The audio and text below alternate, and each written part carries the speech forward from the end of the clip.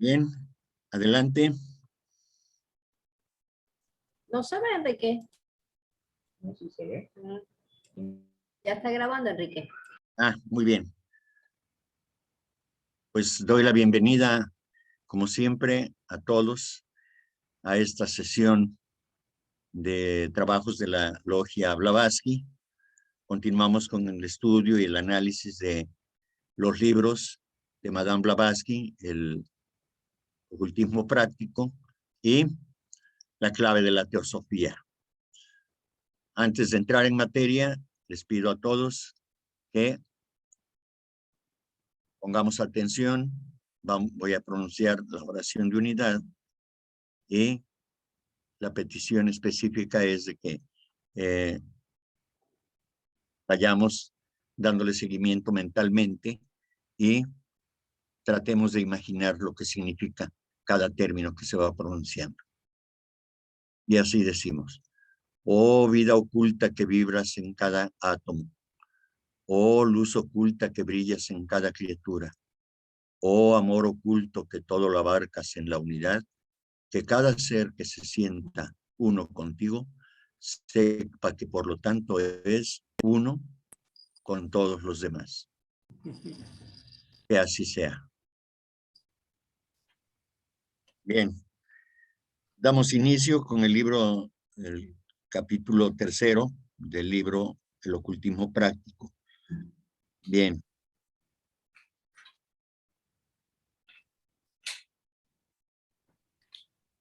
Dice así: sabed que contra el deseo, la apetencia de recompensa y la miseria de la ambición, no hay otro remedio que fijar la vista y aplicar al oído a la invisible, a la invisible, debiera ser a lo invisible e insonoro. Bien.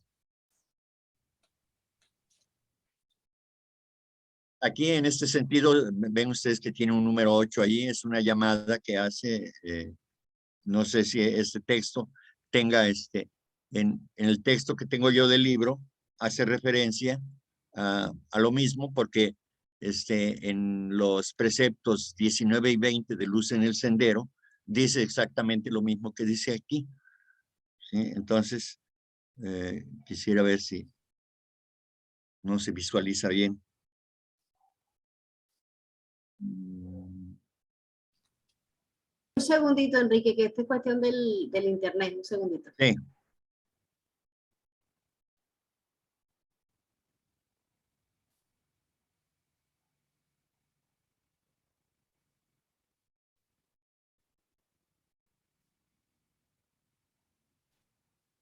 No, pero no tiene nota de página. Mira que lo moví. Mira.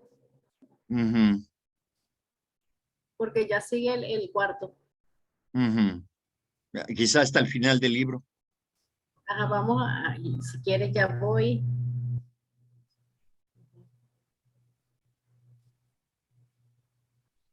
Ahí están las notas. Uy, no, pues nos manda a los libros. Sí.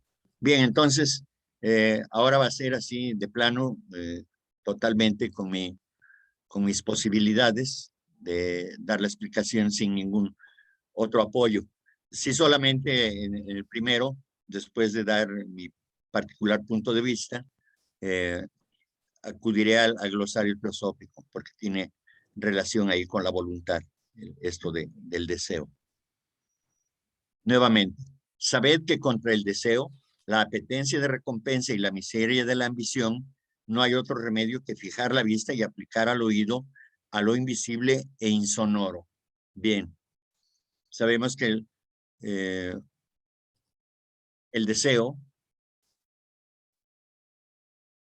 es el motor que mueve a los universos. Es lo que le da, digamos, es como la chispa que hace que la voluntad funcione, desde la voluntad divina, desde luego. En algunos párrafos de la doctrina secreta habla del deseo de la divinidad de manifestarse. Entonces, de ahí parte todo. Entonces ejerce su voluntad para manifestarse, pero primero vino el deseo. Entonces, ya después vino la mente, ¿verdad? La mente universal. Pero para manifestarse se requería de la voluntad. Y hemos de decir en favor del deseo porque le damos con todo al deseo, ¿verdad? Incluso en los libros de A los pies del maestro y La voz del silencio y Luz en el sendero, se dice, mata el deseo, ¿sí? Pero no se refiere al deseo en sí, sino a los deseos bajos, a los deseos materialistas. A eso es a lo que se refiere. Entonces pareciera que estamos en contra de desear. Desear no es malo. Desear lo malo, desear lo material, desear el egoísmo, eso sí va contra las leyes de la naturaleza. Entonces, que quede claro que cuando se hable del deseo, hay que ubicarlo correctamente. Si se trata de un deseo elevado, pues bienvenido. Hay personas que al deseo elevado le llaman anhelo, otros aspiración, pero al final de cuentas es deseo, no hay vuelta, ¿sí? Yo me puse a investigar lo que significaba anhelo y aspiración, y pues todo vuelve al deseo. Entonces es deseo, ¿verdad? Entonces, desde la divinidad, desde el logo solar o desde el absoluto, viene este asunto del deseo y utiliza a la voluntad para manifestarse, desde luego, y transformarse en hechos, en el mundo de las formas, sobre todo, ¿sí? También dice, aquí habla de la apetencia de recompensa y la miseria de la ambición, ¿sí? Entonces, el deseo de recompensa, pues nos lleva ¿a qué? A ser egoístas, naturalmente. Entonces, veamos cómo aquí se nos, bueno, en este caso al discípulo se le indica con toda claridad, ¿verdad? Entonces, se le dice aquí que contra ese deseo de recompensa y la miseria de la ambición personal, desde luego, no la ambición espiritual, porque creo que en el Luz en el Sendero dice, sea ambicioso, ¿sí? Sea ambicioso. Primero dice, mata la ambición, y seguidamente en el siguiente precepto dice, sea ambicioso. Entonces, mata la ambición de las cosas materiales, pero sea ambicioso de las cosas materiales, ¿sí? Sea ambicioso como el que desea alcanzar una estatura espiritual mayor, ¿verdad? Entonces, en base a eso, es que tenemos que observar cómo aquí cada término tiene un valor, tiene un sentido, ¿verdad? Entonces, el único remedio que existe es aplicar al oído, a lo invisible e insonoro. Yo quiero entender que lo invisible se refiere a aquella manifestación del espíritu, del ser, no únicamente al asunto materialista, porque para nosotros hay algo material que es invisible, ¿verdad? Los planos, el plano astral, por ejemplo, para nosotros es invisible, pero no es espiritual, es material también, tiene forma todavía, ¿sí? Entonces, yo creo que se refiere al asunto espiritual. Y lo insonoro, recuerden que la voz del silencio es la voz del Dios interno, la voz de nuestro Dios en secreto. Eso es la voz del silencio, la voz de nuestro ser interno, de nuestra conciencia propiamente, que nos impulsa, que nos genera el deseo de ir hacia lo elevado, hacia lo noble, hacia la bondad, hacia el altruismo. De eso es de lo que nos habla la voz del silencio, ¿verdad? Entonces, voy a leerles lo que dice acerca de la voluntad, de la cual les hablé brevemente aquí. Dice, en metafísica y filosofía oculta, la voluntad es lo que gobierna los universos manifestados en la eternidad. La voluntad es el solo y único principio del movimiento abstracto eterno o su ausencia animadora.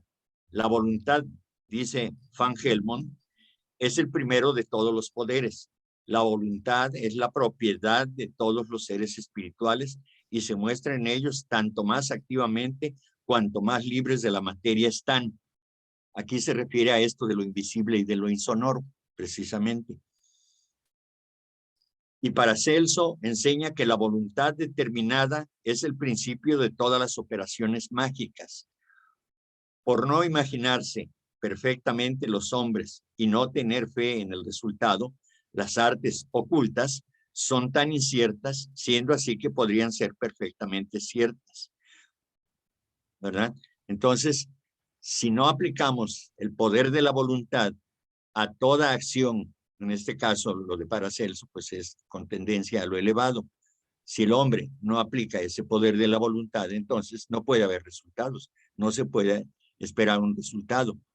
La voluntad es 100%, de lo contrario, el resultado será también falto de una totalidad, falto del éxito que estamos buscando. ¿La razón cuál es? Porque no pusimos suficiente atención o suficiente voluntad para poder hacer realidad aquello que deseamos. En eso precisamente se fundamenta también el poder de la oración. Si decimos que oramos, pero no oramos con verdadera devoción, ejerciendo el poder de nuestra voluntad apropiadamente, entonces el resultado, obviamente, que no será el que apetecemos. Entonces, en todo tiene que ver el poder de la voluntad. Si queremos cambiar algo en nuestras vidas, sea en el sentido que sea, se tiene que utilizar el poder de la voluntad. Si somos personas nobles y queremos cambiar a hacer tropelías, a hacer cosas malas, pues es más fácil porque nos embarcamos en el tobogán de la desdicha, del dolor, pero allá vamos, ¿no? De bajada es más fácil, subir es lo más difícil, ir contra, digamos, contra la ley de gravedad, en este caso, ¿verdad? O la ley de atracción y repulsión. Entonces, es importante que tomemos en cuenta esto, que efectivamente no es fácil vencer el deseo. Necesitamos utilizar todo el poder de la voluntad, pero el poder de la voluntad divina que está en nosotros. Eso es todo. Claro que primero hay que descubrirlo, porque es muy fácil, como les decía yo, ir en pos de lo material, de lo sensual, es decir, de los sentidos, de lo que tiene que ver con los sentidos, los placeres y demás, que ir en aquello que nos va a costar trabajo, primeramente, encontrarlo, y luego el problema es que no nos va a ocasionar placer si somos egoístas. Las cosas elevadas solamente producen placer a aquellos que están en ese nivel, que perciben ese nivel de conciencia, que están en ese nivel de conciencia. De lo contrario, pues no es posible, ¿verdad? Bien. Es como enseñarle el sol a un ciego, ¿verdad? Ahí está el sol. Pues sí, lo percibo, pero no lo veo, ¿verdad? Pero sabe que existe. También aquí en este caso, sabemos que existe el bien, pero no podemos alcanzarlo. ¿Por qué? Pues porque tenemos un atraso importante allí en nuestra evolución. Entonces, esto es importante anotarlo ahí. ¿Eh? Bien.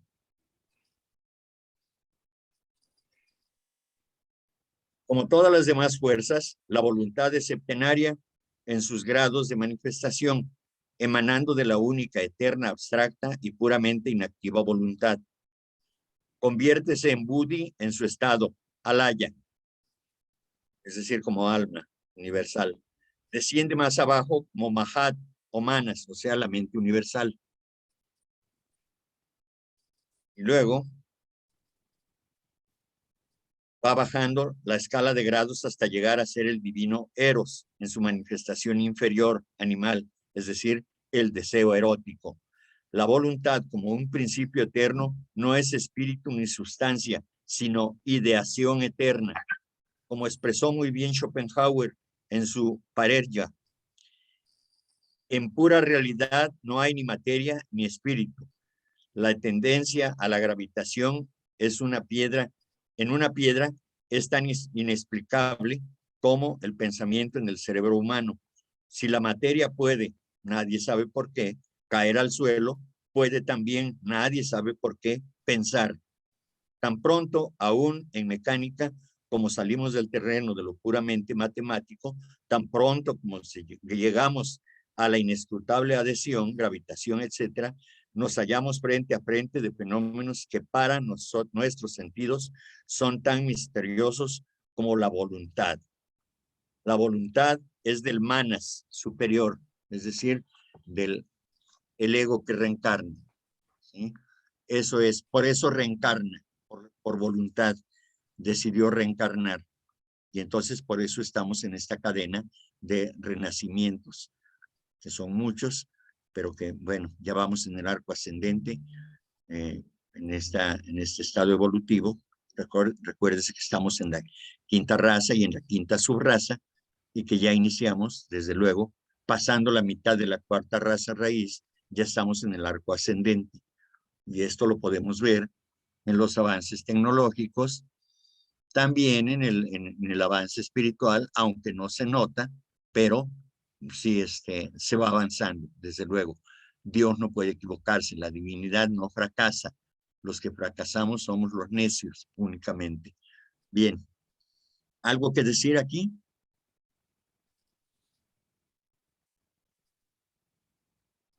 Bien, voy a continuar entonces. ¿Debe el hombre creer en su congénita facultad de progreso y no atemorizarse al considerar su naturaleza superior y dejarse arrastrar por la inferior? Bien, ¿qué es la congénita facultad de progreso? Pues es de lo que hablábamos, ese deseo de la evolución, ¿verdad?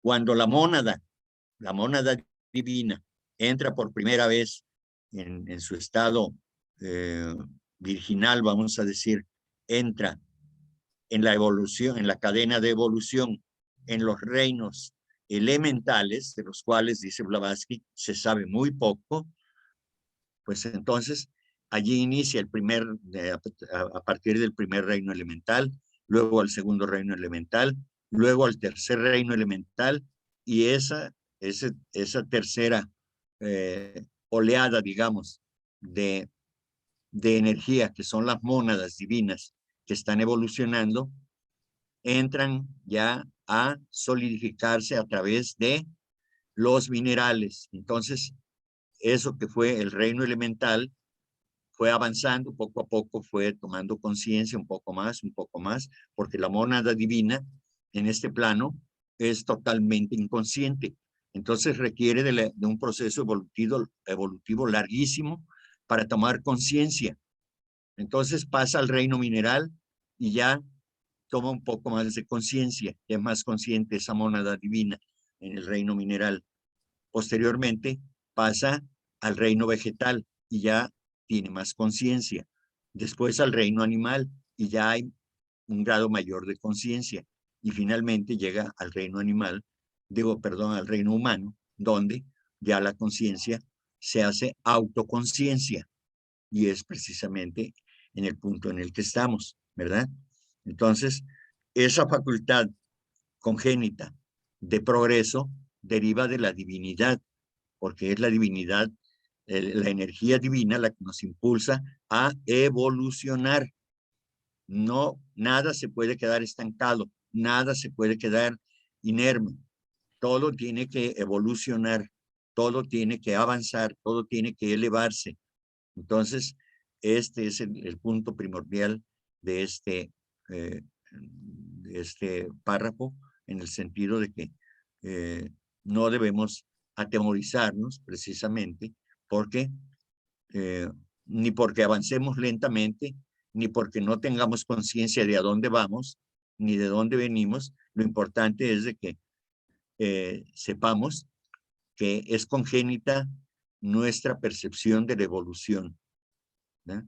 Aunque nuestra mente pequeña, atrapada en la personalidad, en la mente concreta, le diga a la mayoría de la gente que solamente se viene a este plano por única vez y que hay que disfrutar de la vida y que hay que gozar, que quedarse a los placeres y demás.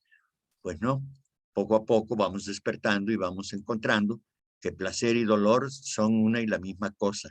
Son hermanos gemelos y del placer pasamos al dolor irremediablemente. Pero, desde luego, que el yo superior, por su naturaleza divina, no debe dejarse arrastrar por la parte inferior, la parte animal, que tiene que ver con las sensaciones de los sentidos, con el goce del placer. Bueno, luego dice, la experiencia demuestra, yo supongo que tiene una L ahí nada más, ¿no? La experiencia demuestra que las dificultades no han de abatir al hombre, ni mucho menos desesperanzarlo, pues de lo contrario el mundo no gozaría de las maravillas de la civilización, ¿verdad? Bien, aquí hay un punto importante, ¿no? Dice, la experiencia demuestra que las dificultades no han de abatir al hombre. Las dificultades aparecen por varias razones. Las principales son porque hemos movido causas y ahora aparecen esos efectos como problemas, como dificultades que tenemos que vencer, porque ¿quién movió esas causas? ¿Y quién provocó esos efectos? El hombre, y sobre todo el hombre necio. Entonces, si encuentra dificultades para resolver su vida, es porque el propio ser humano ha hecho ese trabajo de equivocadamente. Y entonces ahora hay que recomponer aquello que se descompuso. Hay que armonizar aquello que se desarmonizó. Ese es el sentido de las dificultades. Y eso lo vemos en la experiencia, ¿verdad? Aunque, por ejemplo, los borrachines, pues siempre decimos en la resaca, en la cruda, ay, Dios mío, ya no lo vuelvo a hacer, te lo prometo, te lo juro. Pero pasan unas semanas y ya se le olvida a uno y vuelve uno a la libación. Y entonces así va uno de caída en caída, ¿no? De tropiezo en tropiezo. ¿Y es por qué? Por el placer, el piacere. Entonces, esto es lo que nos tiene atrapados aquí. Y no debemos estar contra nuestro karma, porque nosotros somos los generadores de todo. Recuerdan al filósofo francés que dijo que el hombre es el arquitecto de su propio destino. Pues así es, de acuerdo a la ley kármica. Entonces, si no existieran las dificultades, no habría la oportunidad de crecer, de evolucionar. Las dificultades están para que el hombre trate de vencerlas y las venza, y entonces no se desesperance, sino al contrario, el hombre con su poder de voluntad vea que sí puede avanzar, que sí puede hacerlo, que tiene el poder, que tiene la capacidad, y si hay disposición a través del poder de la voluntad, claro que se puede lograr lo que el hombre se proponga. Pero hablando del plano espiritual, pues no es tan fácil, pero sin embargo no es imposible. Otros nos han mostrado el camino y por eso estamos aquí, precisamente bebiendo de esa fuente de sabiduría. Y claro, sabemos que estamos muy atrasados, pero ya estamos teniendo la oportunidad de tener este conocimiento. Nada se pierde en la economía de la naturaleza. Esto que hoy aprendemos, sea el nivel de comprensión que tengamos, en algún momento nos va a servir. Así que no hay que caer en la desesperanza ni en la negatividad. Entonces, aquí al final dice, pues de lo contrario, el mundo no gozaría de las maravillas de la civilización.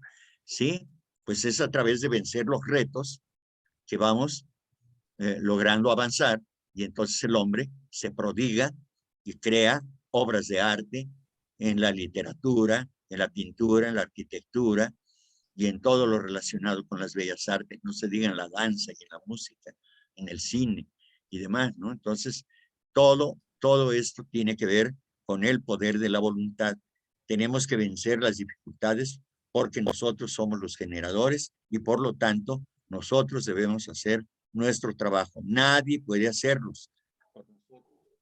La mañana, una frase de del poeta místico Rumi que dice, es tu camino y solo tuyo. Otros pueden recorrerlo contigo, pero nadie puede recorrerlo por ti. ¿Sí? Pues eso es una verdad de Aquilo. Uno no puede recorrer el camino de los demás. Solamente uno es el responsable y uno tiene que hacer el trabajo. Uno es el responsable y tenemos que hacerlo. No hay de otra. Como en este caso, pues hay quienes nos acompañan en este crecimiento, pero nadie puede recorrer el camino por nosotros. En espiritualidad, esto no funciona como en la materia. Es decir, yo hago el trabajo por ti, no hay problema. Tú descansas, yo lo hago por ti. No, en la cosa espiritual es diferente totalmente. Aquí cada quien tiene que dar el paso, cada quien tiene que tener sus propias armas, fabricarlas, fortalecerse y luchar con las armas que tiene. Y entre más poderosas sean, mejor.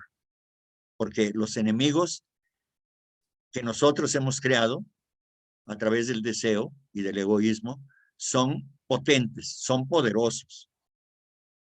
Y solamente a través del poder de la voluntad y del ejercicio del espíritu es como podremos vencer a la cosa material. No hay de otra, no hay otro camino. Aquí en espiritualidad no hay otro camino. El único camino que hay es ese, el de vencer o morir. No hay de otra. ¿Verdad? Y claro que nadie de nosotros querrá esperar otro Manvantara, ¿verdad? Para volver a empezar desde cero, desde los reinos elementales, ¿no? Imagínense, millones y millones y millones de años. Bien. Esforzarse es seguir adelante, es la primordial necesidad del que ha entrado en el sendero. ¿De dónde extraer la fortaleza? Mirando alrededor. No es difícil echar de ver en dónde encuentran otros hombres su fortaleza. Dimana de la profunda convicción. ¿Y de dónde dimana la profunda convicción? De nuestra divinidad, del poder de la mónada espiritual, del poder divino que mora en nosotros y que es el que nos impulsa a seguir, es el que nos impulsa a tratar de alcanzar cosas mejores, desde los asuntos familiares. Los padres luchamos por ofrecerles lo mejor de acuerdo a nuestras capacidades a nuestros hijos. Después, en la relación con la comunidad, deseamos que haya mejoras para la comunidad. Hay quienes nos comprometemos a hacer algo por la comunidad. Hay quienes no lo hacen o no lo hacemos, para no excluirme. Y por la nación, y por el planeta, y por el universo. Entonces, es ese poder divino que nos impulsa a crear y a recrear todo aquello que consideremos que es benéfico para los demás. Desde luego que se ha dicho que si trabajamos para los demás, trabajamos para nosotros mismos también. Pero entonces ya en el plan en que estamos ahora estudiando, es menester que vayamos haciendo a un lado nuestros egoísmos y tratemos de impulsar el poder de la voluntad divina con sus deseos elevados, siendo altruistas, siendo generosos, siendo tolerantes, siendo pacientes. Todo eso es lo que nos ayuda a formar un entorno más favorable para poder transmitir a otros esa voluntad divina de que todos somos uno. La fraternidad es una sola y es por naturaleza. No es imposición de una ideología, no es imposición de un grupo, de una asociación, de una sociedad teosófica o masónica o Rosacruz. No, la fraternidad simplemente es, porque es el resultado de la naturaleza. Es eso. Entonces, de ahí dimana esta profunda convicción de avanzar, ¿sí? Porque es una necesidad para el alma, avanzar, crecer, evolucionar. No es otro el propósito. El propósito desde la manifestación del absoluto o de lo absoluto a lo diverso es ese, el que podamos nosotros volver al seno de donde partimos, al origen, pero ya enriquecidos, ya evolucionados, convertidos en dioses, ¿sí? Convertidos completamente, ya conscientes en dioses conscientes, Cuando partimos, hemos sido dioses inconscientes y hoy en día esta humanidad está despertando a través del conocimiento espiritual, a través de lo que nos dejaron, a través de la señora Blavatsky, los maestros de sabiduría. Pero el trabajo es de nosotros. El trabajo tenemos que hacerlo nosotros, no ellos. Ellos derraman sus benditas energías sobre el planeta y sobre la humanidad. Pero a cada uno de nosotros nos corresponde encender nuestra vela, nuestra linterna, nuestro faro, nuestro sol interno. Krishnamurti dice, ¿por qué te empeñas en perseguir la luz de una vela teniendo el sol dentro de ti? Y es verdad, porque no lo sabemos, por ignorancia, ¿verdad? Y aunque sepamos, aunque escuchemos 1000 pláticas, si no tenemos despierta esa conciencia en nosotros, es imposible que podamos descubrir ese sol dentro de nosotros. Es necesario descubrirlo, es necesario vivirlo, es necesario hacerlo patente y hacerlo potente, que se manifieste de esa manera. De otra forma, no es posible. Entonces, estemos convencidos que hay un poder interno, que es el poder divino, que es el que nos da esa fortaleza para seguir adelante. Aquí estamos porque tenemos esa voluntad y nos hemos hecho fuertes en cada encarnación y vamos avanzando, por supuesto, contra viento y marea. Es más, contra nuestros propios designios, que son poderosos. Si no, vean a la humanidad en qué condición está. ¿Sí? No digo que sea el peor momento de la humanidad, pero estamos muy mal como humanidad. ¿Sí?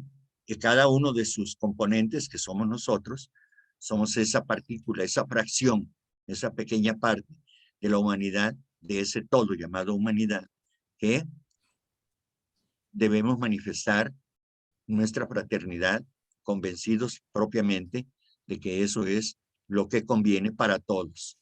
Y si les conviene a todos, me conviene a mí también. Desde luego que no debemos pensar en nuestras conveniencias personales, sino al contrario, únicamente pensar en el beneficio para los demás. Bien. Perdón.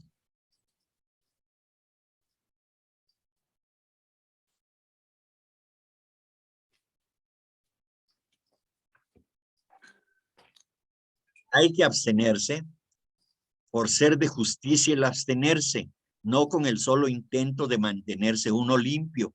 No, es porque es lo justo, no porque yo pretenda obtener un beneficio a través de lo justo, sino porque a través de lo justo, de lo propiamente justo, yo puedo abstenerme de hablar mal de los demás, de cometer actos reprobables, actos que van en contra de la fraternidad, por ejemplo, actos que van en contra de los demás y cosas por el estilo, ¿sí? Hay que abstenerse por ser de justicia el abstenerse. Eso es lo justo. No es lo conveniente, es lo justo, ¿sí? Y debe ser no con el solo intento de mantenerse uno limpio, no. La pureza llega a nosotros por la pureza de nuestros pensamientos, de nuestros deseos y de nuestras acciones. No es de otro modo, no nos engañemos. Debemos abstenernos de hacer aquello que no es correcto, porque eso es lo justo para todos y para mí, para nosotros. Bien. Para pelear contra sí mismo y vencer en la batalla, es preciso que el hombre conozca que en la pelea,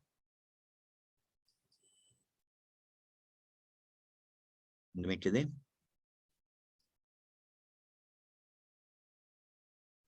Bien. Para pelear contra sí mismo, repito, y vencer en la batalla, es preciso que el hombre conozca que en la pelea está haciendo lo que debe hacer. Es decir, cumplir con el deber. No hay de otra. ¿Sí? Entonces, ahorita recuerdo un comentario en Luz en el Sendero, habla de eso precisamente.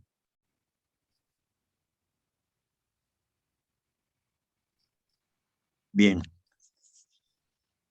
Dice, no imagines que puedes separarte del hombre malvado o del insensato. Ellos son tú mismo, aunque en grado menor que tu amigo o tu maestro. Pero si dejas arraigar en ti la idea de separación de cualquier cosa o persona mala, al obrar así, creas karma, que te ligará a aquella cosa o persona hasta que tu alma reconozca que no puede estar aislada. Recuerda que el pecado y el oprobio del mundo son tu pecado y tu oprobio, porque tú formas parte de ti mismo. Tu karma está entretejido de un modo intrincado con el gran karma, y antes de que hayas logrado el conocimiento, es preciso que hayas pasado por todos los lugares, así inmundos como puros. Por tanto, ten presente que el vestido manchado, cuyo contacto te repugna, puede haber sido el tuyo ayer, o quizá lo será mañana. Y el horrorizado, y si horrorizado apartas los ojos de él, una vez echado sobre tus hombros, más a ti se adherirá. El hombre se cree justo, que se cree justo, se prepara un lecho de cieno. Abstente no para permanecer limpio, sino porque el abstenerte es tu deber. ¿Sí? Creo que está muy claro cuál es el sentido de nuestra permanencia en la vida, cómo debemos actuar. No podemos separarnos de los otros seres humanos, ni de las otras cosas, animadas o inanimadas. Todos somos una y la misma cosa. Somos esa divinidad que está manifestada de diferentes maneras. Y hablando del plano humano, entonces es necesario que la lucha mayor se dé contra sus propios deseos, contra sus propios pensamientos de egoísmo y sus acciones egoístas también. No hay otro camino. Esa es la única manera. No vamos a pelear contra otro, ni vamos a caer en la autoindulgencia. Lo que sale bien es porque yo lo pensé, porque yo lo sugerí, porque yo lo hice. Todo lo que no sale bien es porque los demás son tontos, porque se les encargó el trabajo a otros y los otros actuaron mal. Esa es la autoindulgencia, ¿verdad? ¿Sí? No seamos indulgentes con nosotros mismos. Tenemos que ser severos, autoobservarnos y ver dónde estamos mal. Y claro, hay cosas que no nos gustan de nosotros, pero no hacemos gran cosa por cambiarlas, porque de alguna manera nos dan ciertas ventajas. Entonces, pues no caigamos en la complacencia también, ¿verdad? Recordemos que debemos hacer justamente lo que se debe hacer, no otra cosa. Aquí lo dice bien claro. ¿Eh? Que el hombre conozca que en la pelea está haciendo lo que debe hacer, no lo que no debe. ¿Eh? Porque eso es lo justo, como dijo anteriormente. ¿Eh? Y porque además somos parte de todo eso. Si vamos en contra de la corriente, si vamos en contra de la fraternidad, que es el primer objetivo de la sociedad teosófica, por algo será, pues entonces estamos en contra de nosotros mismos. Entonces, no debemos estar en contra de la fraternidad, no debemos romper o intentar romper esa fraternidad porque las consecuencias son terribles. No es de otro modo el calificativo. ¿Sí? Bien. No resistáis al mal, es decir, no os quejéis ni irritéis contra lo inevitables, los inevitables infortunios de la vida. Olvidaos de vosotros mismos. Ya va, qué pena, Enrique, ya voy. Sí. Es que estás muy impetuosa, Caro. Bueno, no resistáis al mal, es decir, no os quejéis ni irritéis contra los inevitables infortunios de la vida. Olvidaos de vosotros mismos al trabajar en beneficio de los demás. Bueno, continuamos. Si alguien nos ultraja, persigue o injuria, ¿a qué resistir? Con la resistencia provocaríamos mayores males. Bien, regresamos entonces al texto. Sí, en la Biblia se dice, ¿no? En el Evangelio del Maestro Jesús, no resistáis al mal, ¿verdad? Es decir, no hay que oponernos a nuestro karma. El mal ya está ahí, pero lo produjimos nosotros. Somos los productores nosotros mismos. Entonces, no hay por qué quejarnos de ese mal que está ahí, ¿verdad? Nosotros lo generamos. Si no, no estuviera con nosotros. El mal lo hemos generado nosotros. Hemos movido causas y los efectos ahora son negativos desde nuestro punto de vista y entonces, pues, nos quejamos. Entonces, entre más nos quejemos, pues más difícil va a ser para nosotros liberarnos de las acciones del pasado. Debemos liberarnos del pasado, del karma pasado y del pensamiento que nos lleva hacia lo pasado, las emociones que nos llevan al pasado. Todo nos lleva al pasado y al futuro y nos olvidamos del presente. No vivimos en el presente. Yo escucho mucho que la gente dice, vivir el aquí y ahora. Bien, pero yo no lo ubico en el tiempo y en el espacio. Yo lo ubico en la conciencia. El aquí y el ahora es asunto de la conciencia, no de tiempo y espacio, que sí tiene que ver, pero lo fundamental para mí, pueden estar o no de acuerdo conmigo, pero es mi manera de ver.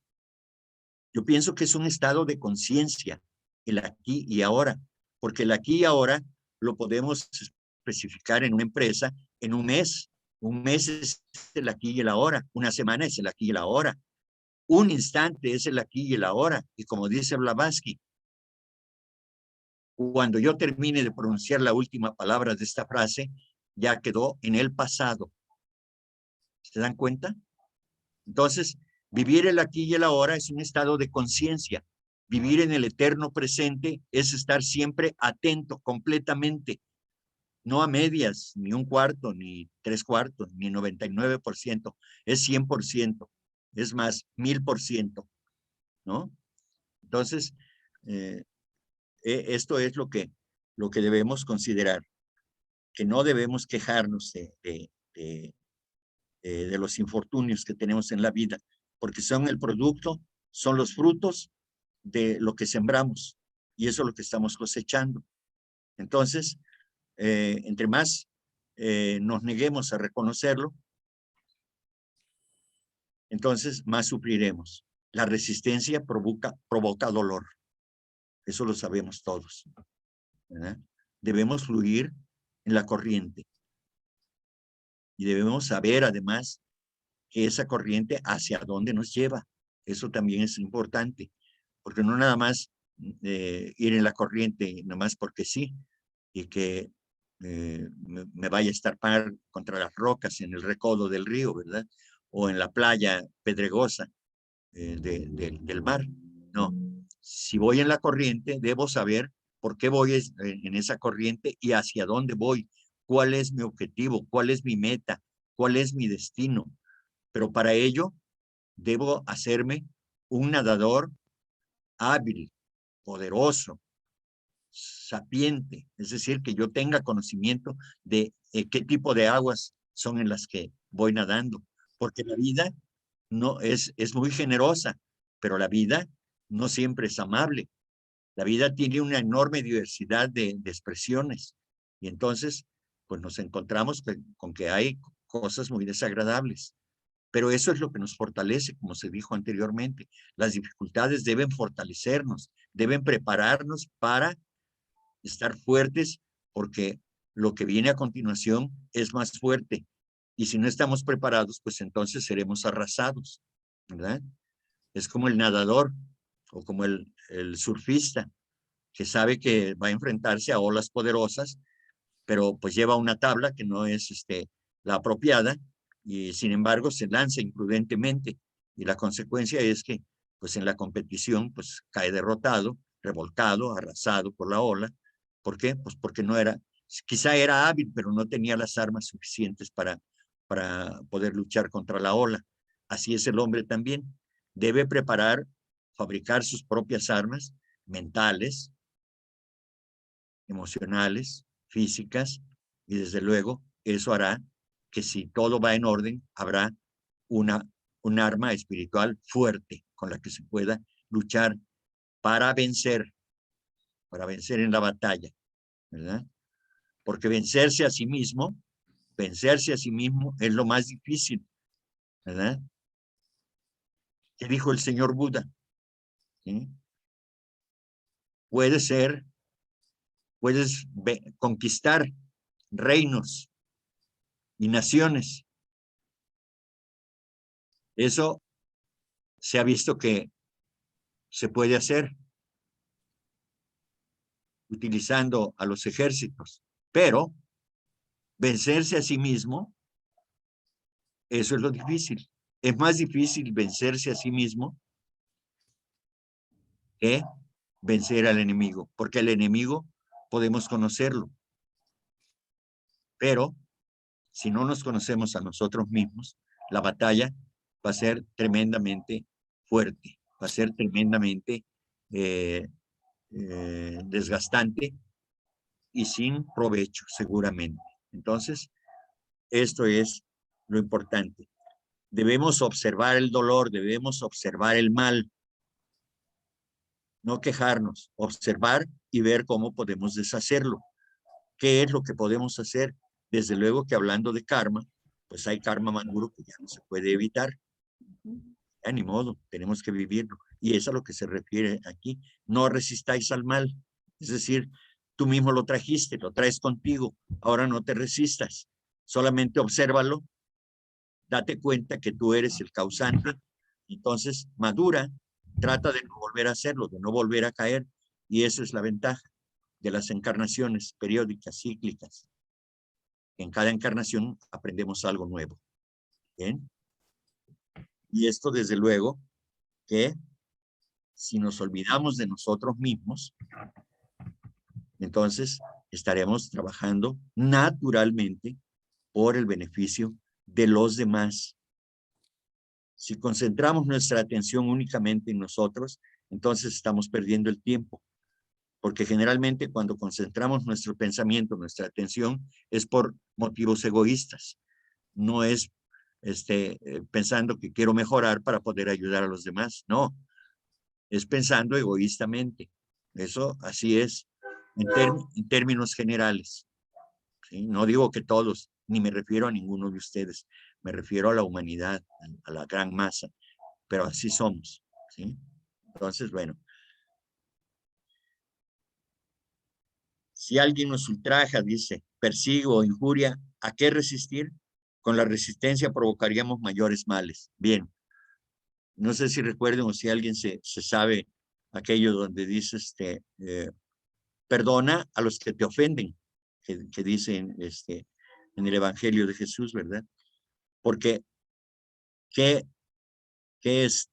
mérito tiene perdonar a los que te aman? Pues eso no, ¿qué les vas a perdonar si te aman? ¿Verdad? Perdona al que te ofendió. Ahí está la expresión del amor, es una de las máximas expresiones de amor, yo creo. Perdona al que te injuria, al que te molesta, al que te ofende, al que te lastima. Perdónalo. A ver, quiero ver dónde está el valiente que dé el primer paso. ¿Verdad? Sí que los hay, desde luego, pero no es fácil, ¿verdad? Es una expresión hermosa esta, pero cumplirla, pues todavía hay un gran trecho, ¿verdad?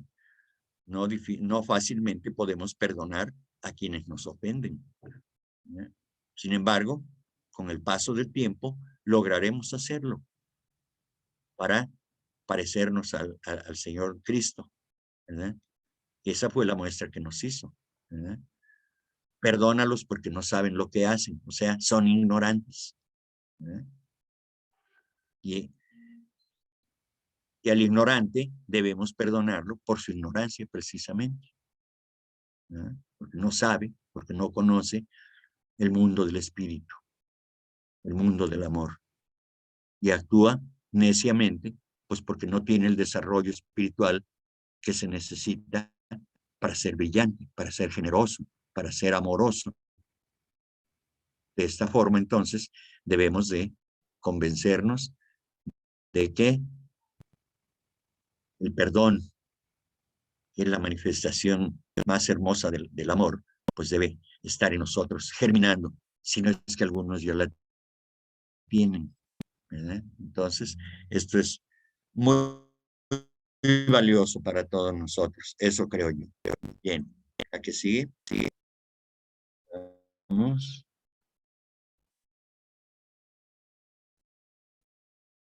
En toda obra, sea la que fuere, hemos de considerar el mandato imperativo del deber y no su relativa importancia o insignificancia. El mejor remedio para el mal no es reprimir, sino eliminar el deseo. Y esto puede, con mayor eficacia, cumplirse manteniendo la mente de continuo fija en las cosas divinas. ¿Cuáles son las cosas divinas? El amor, el altruismo, la confianza, el respeto. ¿Qué otra cosa? La felicidad, la caridad. Bueno, todas las cosas de las virtudes elevadas, pues son cosas de la divinidad, por supuesto. Es decir, con las que está de acuerdo la divinidad, ¿sí? El Espíritu Uno, el Dios universal, el Dios bueno, el Dios generoso, virtuoso. Eso es mayormente lo que debemos cumplir. Entonces, dice en esta obra, la obra de servir a los demás, sea la que fuere, hemos de considerar el mandato imperativo del deber. Todos sabemos que tenemos deberes como seres humanos, como hermanos, como padres, como hijos, como madres, como abuelos, como ciudadanos, como empresarios, como líderes, como gobernantes. Todos sabemos que tenemos un deber que cumplir. Es un mandato imperativo por la ley divina, cumplir con el deber, el que sea. En la tarea que estemos asignados debemos cumplir con nuestro deber y tratar de hacer lo mejor que podamos, o mejor dicho, hacer las cosas bien. Claro que no todas las podemos hacer bien, pero es nuestro deber hacer las cosas bien. Ese es el camino. Claro que nos equivocamos, porque no somos perfectos todavía, pero por supuesto que podemos nosotros iniciar, intentar el poder alcanzar este grado de conciencia, este grado de respeto. La cámara. Ah, ahora sí. Sí fue intencional, disculpa. Fue a propósito. Bien. Es que el hermano Miguel dice que no le gusta que lo vean porque es una calavera andando. Y entonces a veces cuando me llega el recuerdo de esa idea, entonces también digo yo, Enrique, que ya no te vean. Bueno, entonces, bien. Entonces el mandato imperativo del deber es fundamental para poder cumplir con el propósito, el que sea, el que tengamos que cumplir. Desde luego que si es un deber elevado, tratemos de cumplirlo lo mejor que podamos. Entonces dice, y no su relativa importancia o insignificancia. Es decir, eso relativo se refiere a la importancia personal que yo le puedo, que yo puedo significar para lo que yo realice o lo que pueda significarme a mí, ¿verdad? Eso no importa. Lo importante es la intención con la que queremos, con la que deseamos hacer estas cosas elevadas. Eso es lo más importante, la intención. ¿Eh? No hacer las cosas porque sí, como salgan, ahí se va, como salgan, ¿verdad? No, debemos pensar que debemos hacerlo porque es nuestro deber y hacerlo bien porque es nuestro deber. Debemos esforzarnos porque se haga bien, es nuestro deber. Luego dice, el mejor remedio para el mal no es reprimir, sino eliminar el deseo. Como dijimos, el deseo es el motor que le da movimiento precisamente al mal y al bien. Y no debemos reprimirlo, sino que tenemos que eliminar ese deseo. Porque si lo reprimimos, y lo reprimimos, y lo reprimimos, entonces decimos que lo estamos controlando, pero realmente no, realmente nos está controlando. Después por eso viene la ansiedad, viene la depresión, el estrés en grado máximo, superlativo, y eso no es lo que quiere el ser interno. Lo que quiere es deshacerse de esos malos deseos. Hay que eliminarlos completamente. Todo esto viene en la voz del silencio y en Luz en el Sendero, ¿sí? Entonces, pero bueno, de lo poco que me acuerdo, pues les estoy haciendo estos comentarios y ya después ustedes me harán los propios, ¿sí? Entonces, bien. Entonces, ¿cómo hacer esto para que resulte eficaz? Manteniendo la mente de continuo fija en las cosas divinas, es decir, las cosas de la belleza espiritual, ¿sí? Estar pensando en cómo puedo beneficiar, cómo puedo ayudar, cómo puedo apoyar en tal o cual cosa, tal actividad, en qué puedo prestarme. Antes de la pandemia y actualmente, pues había personas, grupos religiosos y personas altruistas que me tocó ver en algunos hospitales donde llegan personas con café y pan calientito o leche o té en las noches a visitar a los hospitales públicos generalmente, donde hay personas que pues se vienen con lo poco que tienen a cuidar a su paciente y están tirados ahí dentro de las salas de espera dentro de los hospitales en una condición deplorable, deprimente, desde luego. Y entonces hay estos grupos de jóvenes, de personas adultas también, que llegan con canastas llenas de pan, con sándwiches, con tortas, con alimentos. Y entonces van repartiendo así gratuitamente a las personas, ¿sí?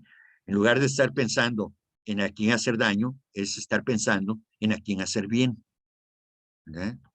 Yo creo que eso es lo mejor, eso es lo que se nos recomienda aquí, fijar la mente de continuo en las cosas divinas. Y una vez de que se hace un hábito, diría un excelente hábito, entonces ya no hay cabida para otro tipo de pensamientos.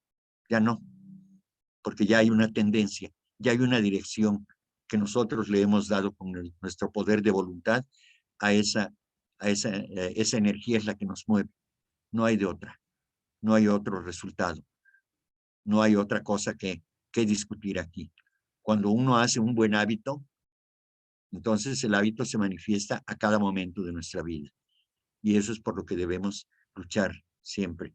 Es decir, si llega a nuestra mente un pensamiento que vaya en contra del espíritu divino, entonces, pues inmediatamente cambiar, sustituir ese pensamiento por uno que sea en beneficio de los demás. Ya verán cómo todo cambia. Es un ejercicio que podemos hacer estando ¿qué? Atentos. Estando atentos, no hay de otra. Solamente estando atentos. Porque sin la atención, pues no vamos a ningún lado tampoco. ¿Sí? Bien, entonces hay que mantenernos siempre atentos en que estamos evolucionando y que si queremos evolucionar, si queremos escalar un escalón más, si queremos alcanzar un escalón más, pues entonces debemos trabajar. Y desde luego que el trabajo no es sencillo, porque detrás de nosotros hay toda una historia. ¿Sí?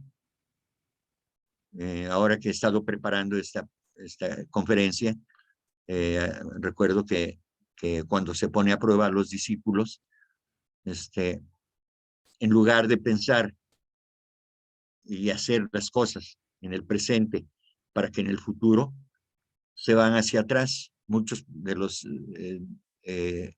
chelas laicos que intentaron acercarse al sendero del amor, el sendero de la iniciación, pues fracasaron precisamente porque se anclaron en el pasado. ¿Eh? Y en el pasado, ¿qué van a encontrar? ¿O qué vamos a encontrar? Pues todas las terribles cosas perversas o malas o negativas que hicimos, ¿verdad? En lugar de estar generando hacia el futuro. Debemos generar ahora para que en el futuro haya más luz en nuestro camino.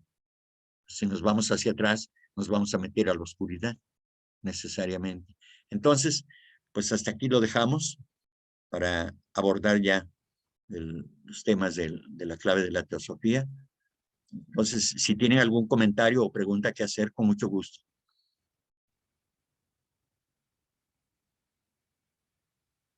Estamos en el análisis de la clave de la teosofía.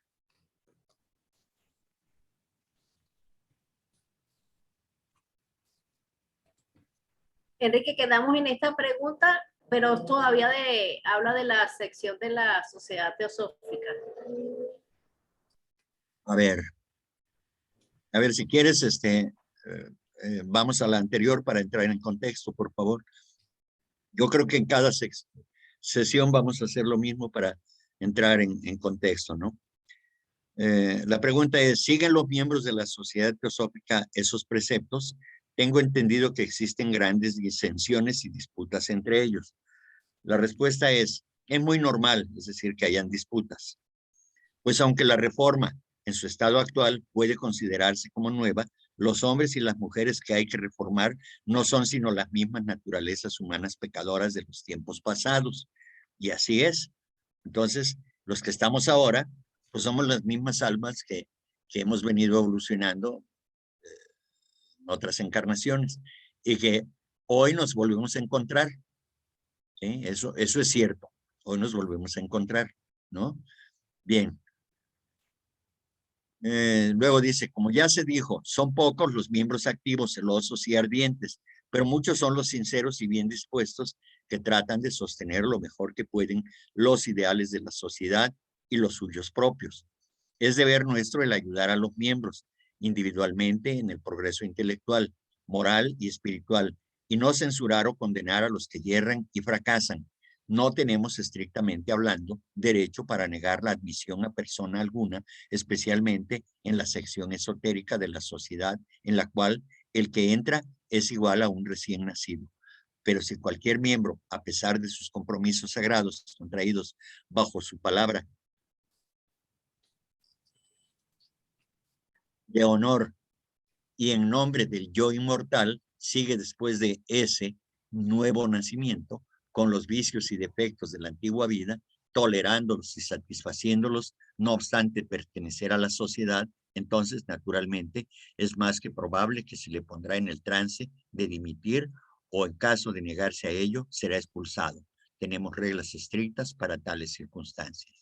Bien, y así es, ¿no? Entonces, como debemos respetar el objetivo fundamental, que es el primero, que es el de la fraternidad universal, pues efectivamente, quien continuamente está rompiendo esa regla de fraternidad, pues termina por ser expulsado.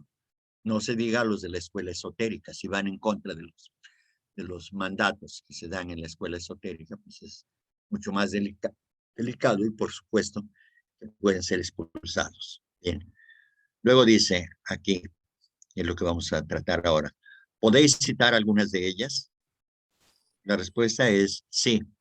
Ningún miembro de la sociedad, sea exotérico o esotérico, tiene derecho a imponer sus opiniones personales a otro miembro. Esta es una ofensa contra la sociedad en general. Bien, recordemos que una de las premisas fundamentales de la sociedad teosófica es ejercer una libertad de pensamiento. Yo puedo ejercerla y por lo tanto los demás también tienen derecho a ejercerla, esa libertad de pensamiento. Lo que yo exijo como mi derecho debe ser el derecho de todos los demás, por supuesto. Hay libertad de pensamiento y entonces aquí todas las ideas son aceptadas, siempre y cuando haya respeto y consideración por las opiniones de los demás. No se trata de estar molestándonos unos a otros, se trata de aprender juntos, de que vayamos tratando de comprender o comprender estas enseñanzas lo mejor que podamos, cada quien en nuestro propio nivel. Eso es así. pero hay respeto. Debe ejercerse ese respeto de considerar que todos los demás también tienen el derecho de creer en lo que quieran. ¿De acuerdo? Bien. Y desde luego, como se tiene derecho de creer en lo que se quiera, pues entonces no debemos imponer nuestra idea a los demás. Bien. Respecto a la sección interior, llamada ahora esotérica, la siguiente regla ha sido presentada y adoptada desde el año 1880. La regla dice así: no podrá ningún hermano servirse para su uso egoísta de ningún conocimiento que se le comunique por cualquier miembro de la primera sección, actualmente un grado superior en aquel momento. Dice, siendo la violación de esta regla castigada con la expulsión. Es lo que yo les decía de la escuela esotérica, ¿verdad? Si no se cumple con esta parte, con esta regla, entonces, pues la consecuencia lógica es la expulsión. Si se sirve, desde luego, para su uso egoísta del conocimiento que vaya adquiriendo, ¿verdad? Porque en la escuela esotérica, pues es diferente el trato hacia el estudiante, ¿verdad? Y el estudiante, por supuesto, tiene que ser también considerado con los demás en la misma medida que él pretende ser considerado. Entonces, aquí todo debe ser de ida y vuelta, con las mejores condiciones para todos, de acuerdo a lo que explicite la regla. No hay otra forma. Bien. Luego dice, antes que puedan ser comunicados esos conocimientos, ha de comprometerse el aspirante, bajo juramento solemne, a no usarlo con miras egoístas, ni a revelar nada de lo que se le ha confiado si no está autorizado para ello. Si me permiten, ahorita en un segundo les traigo un documento. Bueno, mejor no. No nos vamos a desviar. Bueno, el caso es de que cada una de las reglas que son proferidas, que son dictadas en el trabajo teosófico, tienen que cumplirse, sobre todo ya en la escuela esotérica, ¿verdad? Todavía en lo que estamos estudiando, bueno, pues no se les exige pureza a los estudiantes. Es responsabilidad de cada quien, como decía Patti, ¿verdad? Entonces, pero sí ya dentro de la sección esotérica, ahí sí, lo que la indicación que se da debe cumplirse, so pena de ser expulsado. ¿Por qué? Porque no tiene verdadero deseo a ser aspirante. Desde luego que cualquier miembro, sin ser miembro de la sección esotérica, de la escuela esotérica, como lo dicen los maestros, cualquiera puede solicitar acercarse a nosotros, desde luego. Pero es el aspirante, es el estudiante el que tiene que buscar la oportunidad. El maestro no se va a acercar nada más porque sí. El maestro, se dice, aparece cuando el alumno está preparado, es el aspirante, con otros humanos, seres humanos, que son discípulos ya de los maestros, y que con ellos pueden intercambiar cartas, correspondencia o mensajes para poder acceder.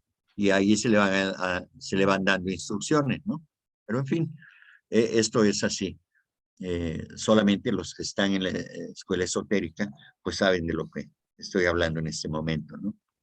Bueno, lejanamente, porque ni sé siquiera cuáles son las exigencias en la escuela esotérica. Bueno, sí, las que son visibles son ser vegetarianos, 100%, no tener dos parejas sexuales y ay, no recuerdo la otra por el momento, ¿verdad?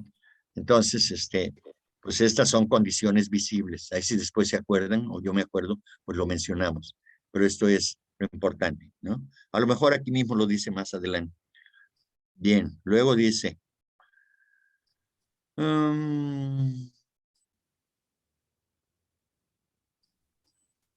Ahora la siguiente pregunta es, ¿pero puede una persona expulsada de la sección o dimisión revelar lo que pueda haber aprendido o violar cualquier cláusula del compromiso adquirido?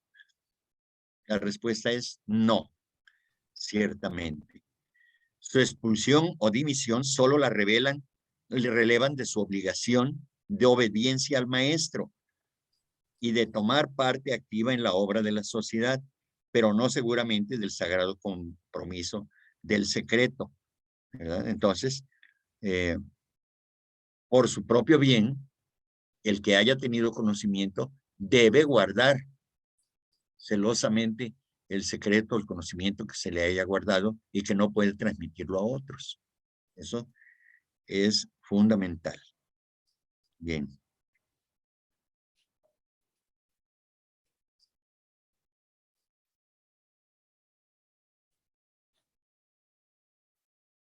¿Es esto razonable y justo? Seguramente.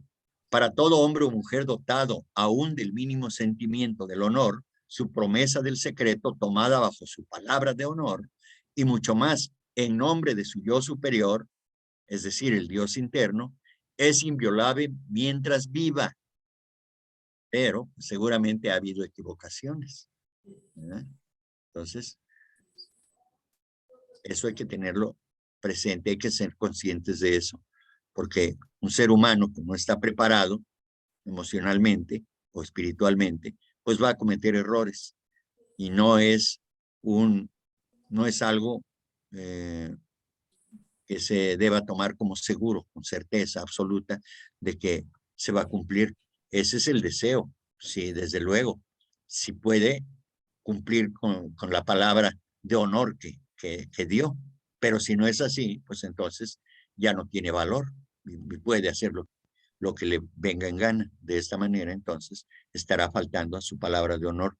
Y claro, eso tiene consecuencias muy, muy fuertes, muy graves, porque si ya había recibido la oportunidad de estar en un espacio donde recibió ciertas reglas o ciertas directrices para comportarse espiritualmente, pues si falla y luego empieza a difundir esa información, pues no le va a ir bien, seguramente. ¿Sí? Y luego dice, y aunque pueda dejar de formar parte de la sección y de la sociedad, ningún hombre o mujer dignos pensará en atacar o perjudicar a una corporación a que pertenecen en virtud de semejante compromiso. Pues sí, esto les decía yo, para una persona moralmente capacitada, pues dirá, bueno, ya no pertenezco porque fallé, pero no me voy a hundir más haciendo cosas que van en contra de la propia sociedad, en este caso, ¿verdad? O de la asociación o agrupación o entidad que me dio una oportunidad. ¿Verdad? Pero sucede aún dentro de la sociedad teosófica, desde los primeros tiempos de la fundación de la sociedad hasta hoy en día, hay quienes culpan a la sociedad de sus fracasos o de sus problemas con otros miembros de la sociedad, y eso no debe hacerse. ¿No? La sociedad teosófica, dice la señora Blavatsky, es un instrumento imperfecto de la teosofía. ¿Y por qué es imperfecto? Pues porque está integrado por seres humanos imperfectos. ¿Eh? Pero no es la teosofía ni la sociedad teosófica. La sociedad teosófica tiene reglas bien establecidas, tiene sus reglamentos nacionales e internacionales, y el que no los cumple, pues se tiene que ir, ¿verdad? Si fuera el caso. Pero no es culpa de la sociedad teosófica. Es como cuando le decimos a Dios, ¿por qué me castigas así? Claro que ya sabemos que Dios no castiga, pero nos quejamos, ¿por qué me castigas así? No, diría Dios, te castigaste tú, yo puse las leyes y tú las violaste, ¿verdad? Pues ese es lo que no has entendido, que yo estoy acá tranquilo y tú quieres molestarme echándome la culpa de algo que yo no hice. ¿Sí? Y así es aquí también. Entonces, aún así, hay personas en la actualidad que se van despotricando de la sociedad. porque alguna persona los hizo enojar, les disgustó y demás, ¿no? Y eso no debemos cometerlo. Se los digo con todo mi amor, por favor, ¿sí? Ubiquemos bien las cosas. Si alguien está fallando dentro de esta sociedad teosófica, no es la sociedad teosófica, es una persona o varias personas. Y depende de nosotros el asumir que si tiene razón o no tiene razón. Pero aquí no debemos hacer lo que hace la mano, hace la atrás, sino tenemos que reflexionar, tenemos que analizar serenamente lo que ocurra para no estar tropezándonos, ¿verdad? Son cosas de la personalidad, absolutamente, pero eso obedece a que hay deseos materialistas, deseos de separación, deseos de estar por encima de los demás, del sentido de orgullo que nos da la posibilidad de sentirnos superiores a los demás y verlos así por encima del hombro y decir, ay, qué pequeño eres para mí, ¿verdad? Entonces, todas estas cosas. Háblese del conocimiento o háblese del desarrollo espiritual. Hay quienes se equivocan y creen que espiritualmente son superiores a otros y que por eso tienen la capacidad o se dan el permiso de menospreciar a otros seres humanos, ¿verdad? Porque los consideran de menor calidad que el que está haciendo esa tremenda cosa. Va en contra de sí mismo, no del otro. El otro ni en cuenta, no se perjudica para nada. A lo mejor el otro siente esa mala vibra y externará, aplicará su pensamiento internamente y dirá, pues que Dios te bendiga o yo te deseo lo mejor, etcétera, etcétera, ¿no? Pero en fin, esto es así. No debemos equivocarnos. Si las personas en la sociedad teosófica nos equivocamos, no es la sociedad, porque dicen, eso es a lo que fuiste a la sociedad, sabiendo tanta gente de esa calaña, de esa calidad. Pues sí, ahí, precisamente es ahí, ese es el crisol donde se forjan los caracteres mejores, ¿verdad? En el crisol, recordemos que perdón, estoy en la plática. Ajá. Entonces, en el crisol donde se funden los metales, ¿qué es lo que observamos? Toda la suciedad, pero después que sacamos el hierro, por ejemplo, ya sale sin ninguna suciedad, ya sale limpio, ¿verdad? Y así es nuestro ser también. Tenemos que pasar por este crisol de la vida para que emerja de ahí lo mejor y lo peor, y quedarnos con lo mejor y lo peor desecharlo, que vaya al lugar donde le corresponde. Ese es el sentido de todo esto. Bien. Pero recordemos que cuando nos comprometemos a hacer algo, debemos cumplir. Claro que como estudiantes, pues, exotéricos, pues podemos cumplir o no cumplir, no hay mayor problema.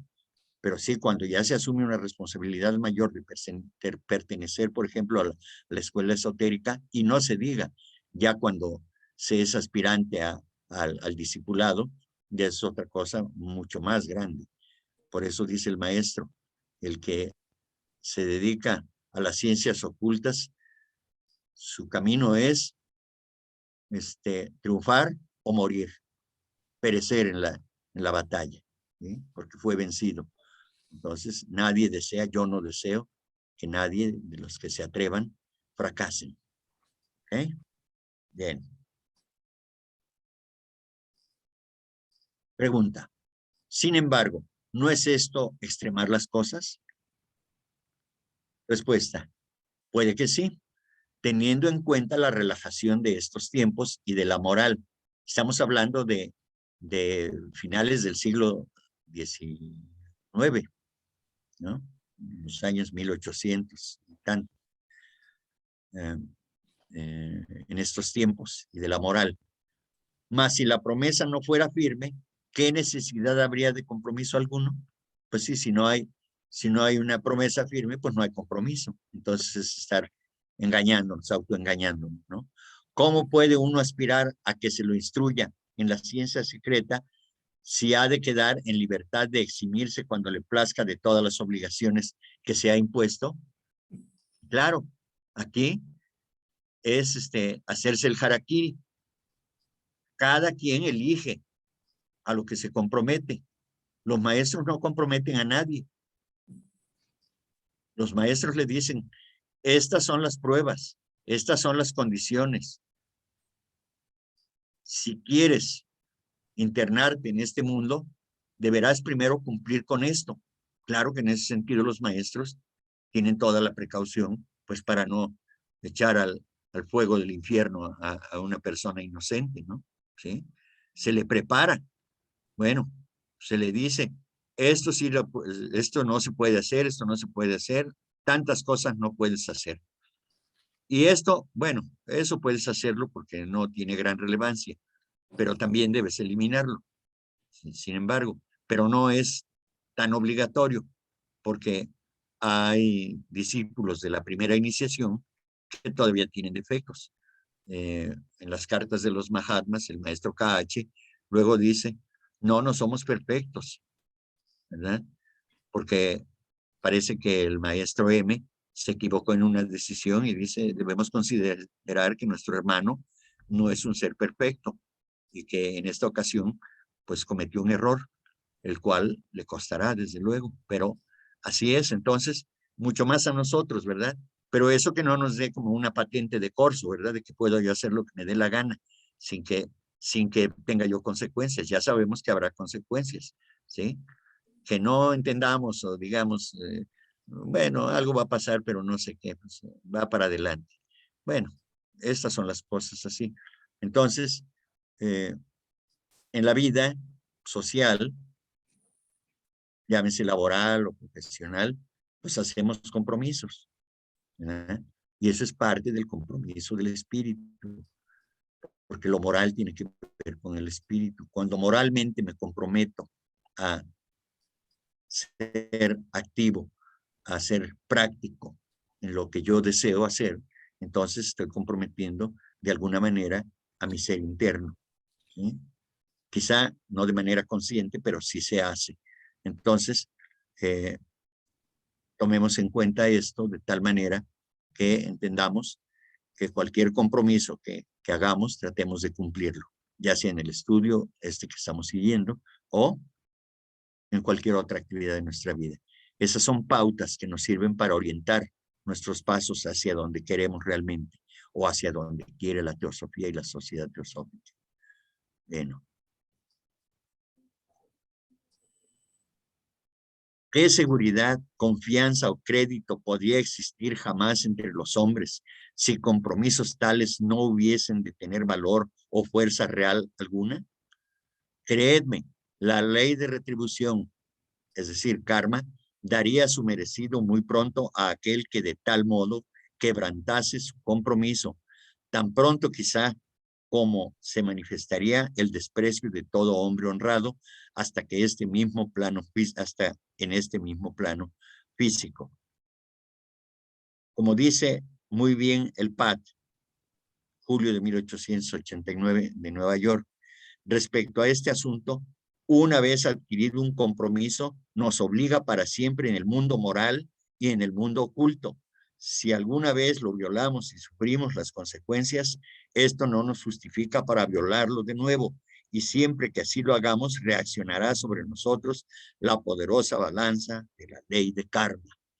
Entonces, ya sabemos de dónde vienen todos nuestros problemas, ¿verdad? Si ahora tenemos problemas es porque nosotros los generamos en su momento, en otro tiempo, desde luego, en otra encarnación, y a veces hasta en esta vida, ¿no? Entonces, cuando yo accedo como trabajador a una empresa, hablando de la actualidad, y continuamente estoy teniendo inasistencias, o llego tarde, soy impuntual, y luego cuando ya estoy trabajando, estoy enojado con todo lo que me ordenan que haga, lo hago de mala gana y todo eso, pues las repercusiones son, pues adiós, te vas. Ese es karma de contado, ¿no? No existe ese término, ¿no? Pero se utiliza, ¿no? O sea, es karma expedito, al momento. Bien, aquí está la respuesta inmediata a tus acciones y pronto se acaba. Y eso es bueno, porque se consume un karma rápidamente, no queda para otra vida, sino que ahí mismo. Lo importante aquí es de que se desarrolle esa conciencia de responsabilidad en el que perdió el trabajo y que para la siguiente vida, la siguiente encarnación, pues ya tenga claro que tiene que trabajar bien y que tiene que trabajar con gusto y que tiene que trabajar por su propio bien. Desde luego que trabajando para los demás, estará trabajando por su propio bien, por su propio bienestar. Bien.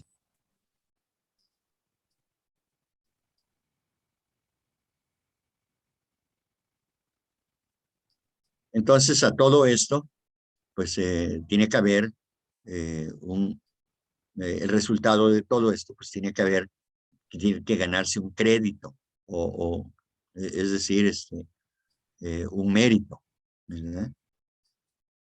Todo el que va conquistando algo tiene un mérito, y eso obviamente que repercute en su vida, en su cotidiana vida, ¿verdad? Entonces, cuando uno se vuelve un buen empleado, un buen trabajador, un buen estudiante, pues se le da crédito, se gana la confianza, porque cumple con sus compromisos. También espiritualmente hablando, pues así es. Nada más que quizá en el ejemplo que puse del trabajador y el empresario o la empresa, pues sí, habrá empresarios que sean más tolerantes y traten de aconsejar y de llevar por el buen camino al trabajador o la autoridad correspondiente y llamarlo a cuentas y hacerle invitaciones para que se porte bien, para que trabaje responsablemente. Pero en la cosa espiritual eso no existe. En la cosa espiritual se es o no se es, punto. No hay extensiones o hay límites que se pueden extender. No, las leyes son precisas, las leyes espirituales son precisas. Se es o no se es, punto. Por eso Blavatsky dice que en teosofía a los estudiantes que deben tomar en cuenta que no hay tibios, los tibios no tienen cabida. O se es o no se es. ¿No? No hay el que esté dudando, el que tenga titubeos y eso no. Uno debe estar seguro de lo que quiere. No solamente en los estudios de teosofía, sino en todo, en la vida. Y una vez que toma una la decisión, pues uno sabe que uno es el responsable y debe responder a ese compromiso. ¿Sí? Bien. Continuamos. Bueno, ahora no he hecho. A ver, vamos a cortar aquí. ¿Alguien tiene comentarios? ¿Preguntas?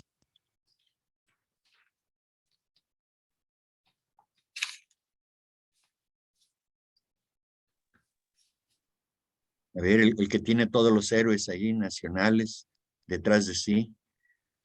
¿Quiere preguntar algo? A ver, buenas noches a todos.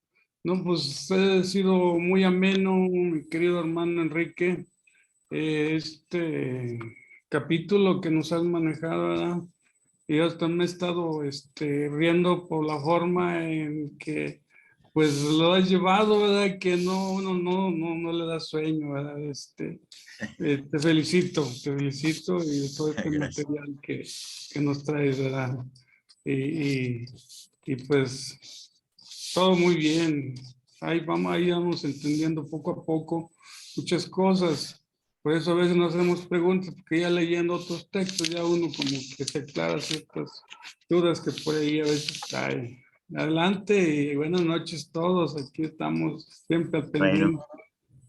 muy bien, Gracias. José, muchas gracias. Sí. Perdón, Carlos, me adelanté un poquito. Adelante. No hay problema, Enrique, muy amable, gracias por la oportunidad.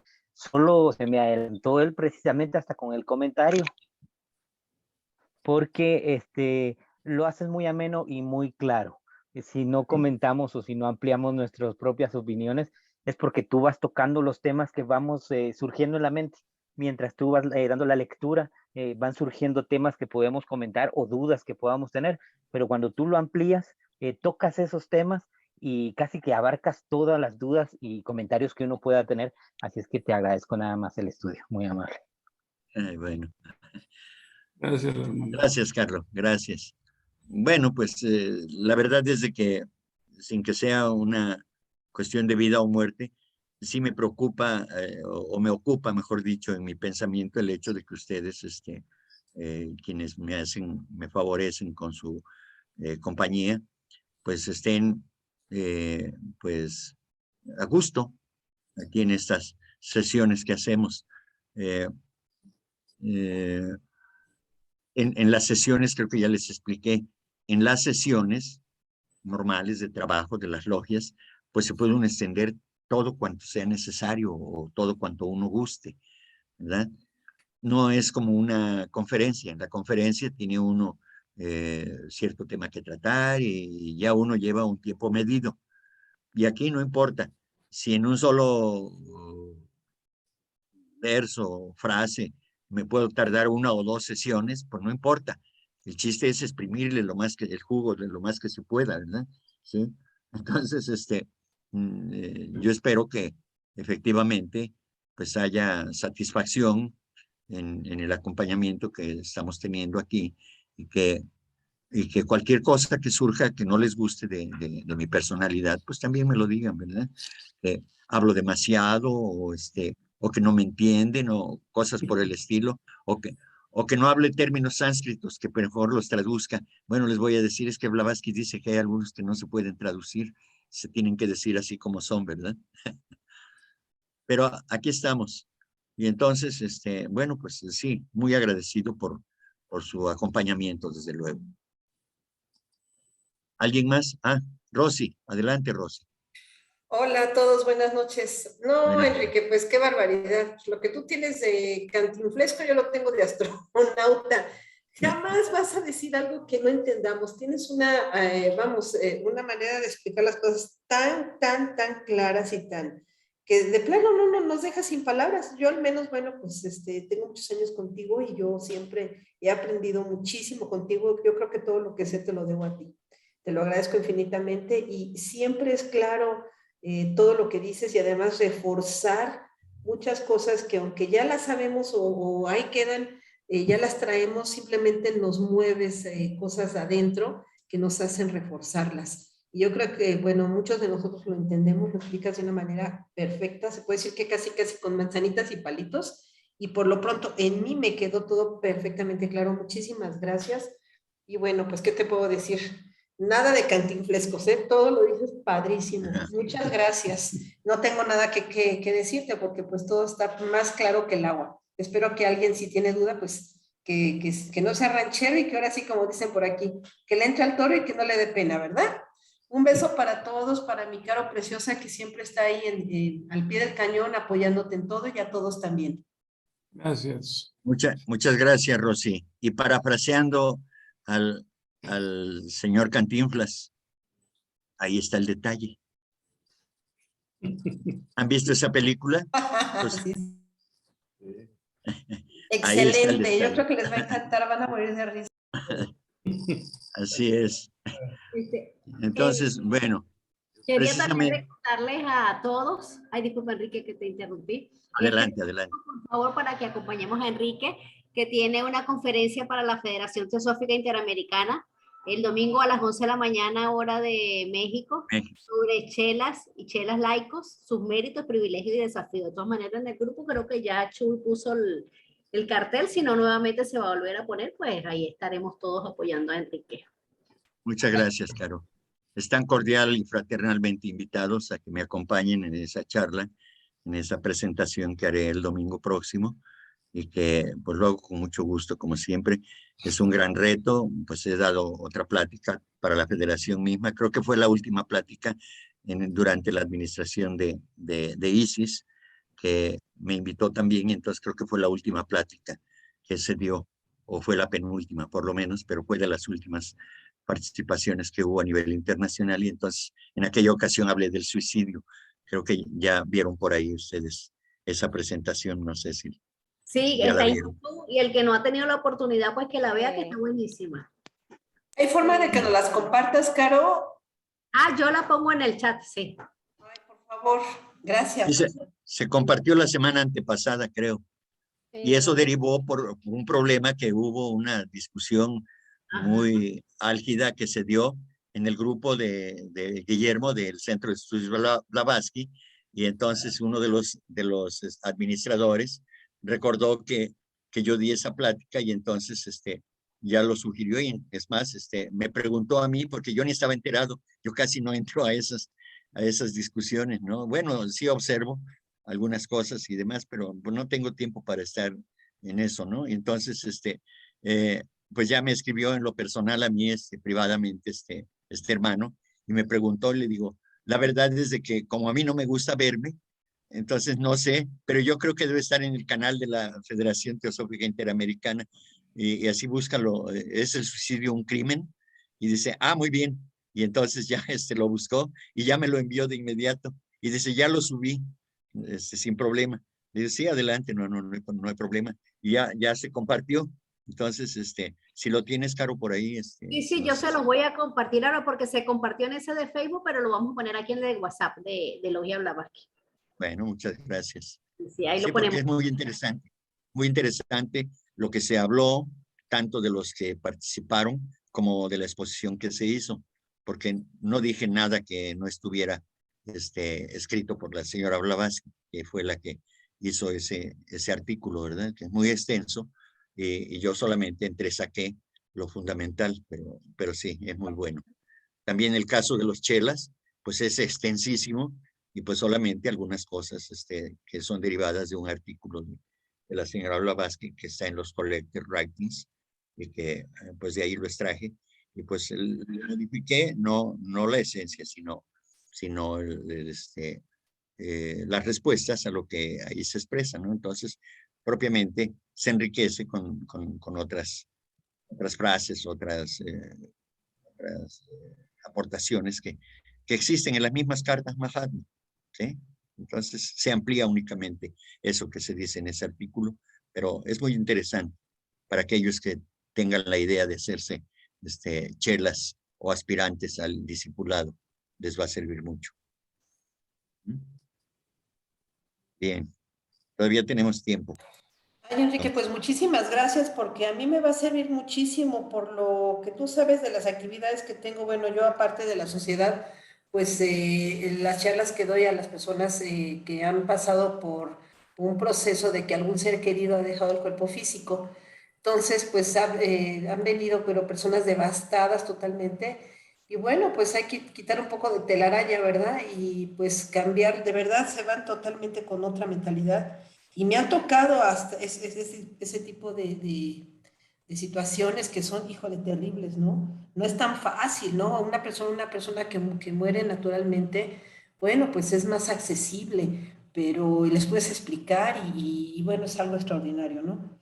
Porque se van con la idea de un Devachan y todo y con una idea de que seguimos en el trabajo interno, ¿no? Y que vamos a evolucionando y todo. Pero la gente que está con esos procesos de suicidio son tremendos. Pero sí me va a dar mucho gusto pues enriquecerme ahora sí con esto para pues aplicarlo en la ayuda que se les da a estas personas que por fortuna casi un 85% de ellas siempre llegan a la sociedad, tú lo sabes, y eso para mí es algo extraordinario. Pues es parte de nuestra labor y pues que sigan viniendo, que siga yo trabajando en esto para apoyarles. Y no me gusta mucho decirlo, ¿no? Porque no me gusta echarme porras ni guayabazos, pero sí es importante que uno sea útil en esta vida para que pues, la gente se quite ese sufrimiento que es innecesario. Tú sabes que, como dice el señor Buda, no podemos eliminar el sufrimiento, pero sí podemos, perdón, no podemos erradicar el sufrimiento, pero sí podemos aminorarlo. ¿Cómo? Con conocimiento. el hecho de quitar tanta telaraña y tantas vendas en los ojos y tanta superstición, de verdaderamente les ayuda para que tengan una vida más plena, más tranquila y sepan en realidad cómo trabajar sobre todo con ellos mismos y ayudar a los seres queridos haciendo tonterías, no haciendo tonterías como estar llorando, sufriendo, porque pues, a ellos les pega mucho, ¿no? Al contrario, envolverlos con amor y no mandarles pensamientos negativos que lo que menos a ellos les afecta todo eso, ¿no? Entonces, despejar un poquito todas esas telarañas para que pues haya mejor conciencia, ¿no? Muchas gracias, Enrique. Me va a ayudar muchísimo esta conferencia. Yo creo que la voy a ver el viernes porque estoy ahorita preparando una conferencia que me pidió Manu dar en 2 semanas y va a estar, pero bueno, que no se la van a acabar. Ya verán. Ojalá que puedan echarme, si no son porras, aunque sea un jitomatazo, ¿verdad? Pero pues sí Bueno, voy a sudar con los titanes sí, como ti, como tú, como Cara. Imagínate una hormiguita como yo. No, pues voy a sudar. Pero bueno, hacer nuestro mejor esfuerzo con mucho amor. bien, Eso va a sí, estar seguro buenísimo, Rosy. Ah, Hay eso que sí. trabajar también. Sí. sí, ya observé que te pones muy valiente con lo de los jitomatazos porque sabes que ahorita son virtuales. Eso sí. Bien, ok, bien, entonces vamos a continuar. Adelante, Caro. Sí, sí, vamos a seguir. Sí. Sí. Sí, Ah, sí, sí, sí, todavía nos quedan unos minutos. ok, Nada más disculpe. hice la pausa porque es que me fui varios párrafos sin dar oportunidad de que hablaran.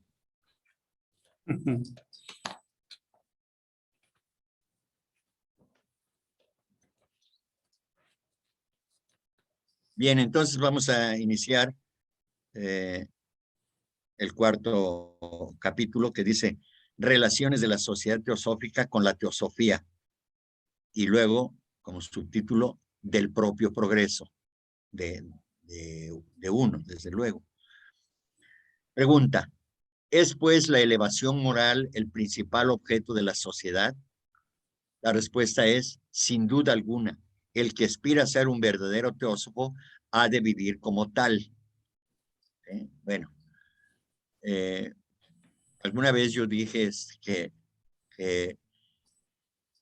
realmente nosotros, los estudiantes de teosofía, somos eso, estudiantes de teosofía. Teósofo, pues es el que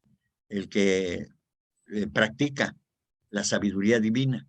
Y por lo menos yo, pues estoy muy lejos de esa consideración o de esa posibilidad. Tengo problemas con el egoísmo, con la vanidad, con el orgullo, con el rencor, con los deseos de venganza, todo eso, ¿no? Y no quiero que se asusten, porque eso nos pasa. Yo trato de ser sincero, pues sí no vayan a creer que soy la expresión máxima de eso que dije, ¿no? Pero sí tengo esos defectos todavía en mi personalidad. Entonces, por lo tanto, no puedo ser un teósofo. Soy un estudiante de teosofía que como ideal, como elevado ideal, tiene el llegar a ser un teósofo práctico, es decir, un practicante de la sabiduría divina. La señora Blavatsky al respecto dice,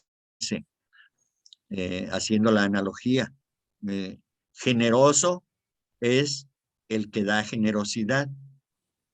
Entonces, teósofo es el que practica la sabiduría divina, ¿no? Entonces, eh, pero pues hasta el presidente internacional y la propia señora Blavatsky y los maestros, pues llaman teósofos a los estudiantes, ¿no?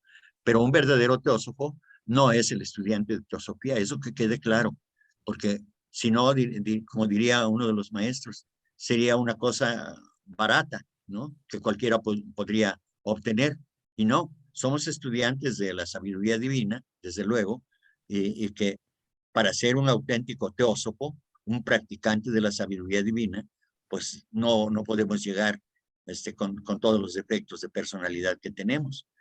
Para ser practicante de la sabiduría divina, obviamente que tenemos que habernos deshecho de todo lo que dije, que mora en mi personalidad, egoísmo, rencor, deseos de venganza, vanidad, celos, todo eso que carcome el alma.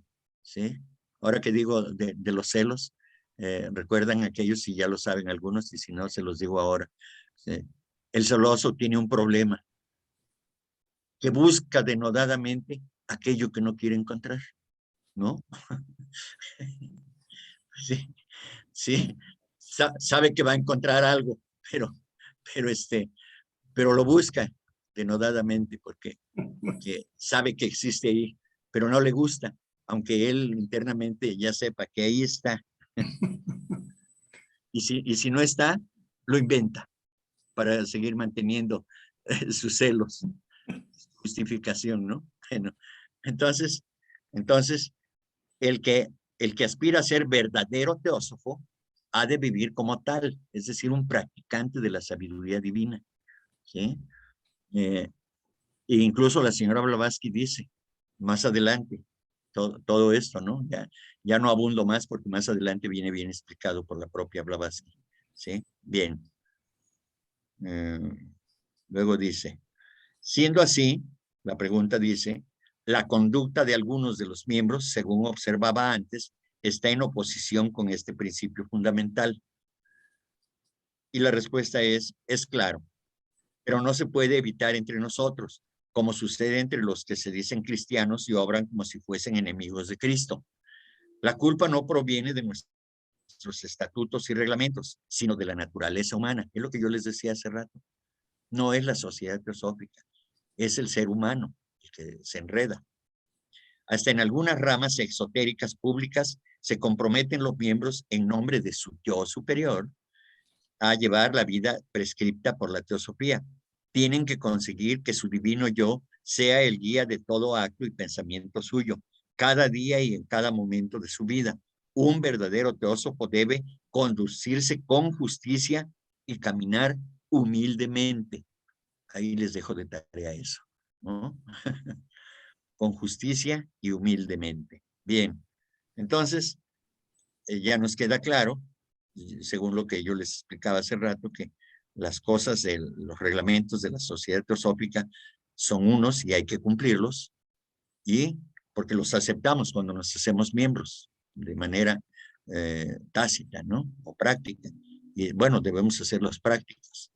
Y lo otro, es de que si yo personalmente, moralmente me comprometo a cumplir, pues entonces tengo que cumplir, porque eso se queda guardadito en la luz astral y cuando regresamos, entonces, ¡ay, qué padre!